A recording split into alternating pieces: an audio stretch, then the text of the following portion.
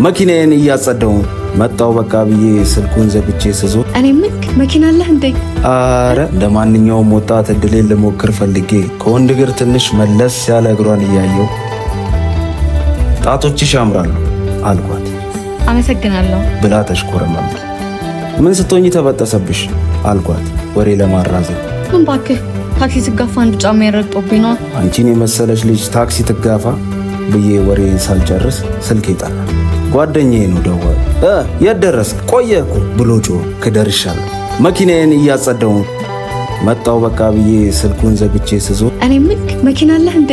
አረ የቱ ነው ያንተ መኪና? ሰሞኑን ወደ ገዛሁት ጫማዬ በጣቴ ጠቆምኩ። ማለት መኪና እያጸዳሁ ነው ያልከው ለጫማክ ነው አለች ከግልምጫ ጋር።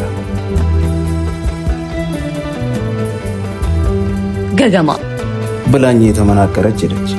እኔና ሊስትሮ ተያይተን ተሳሳቀ።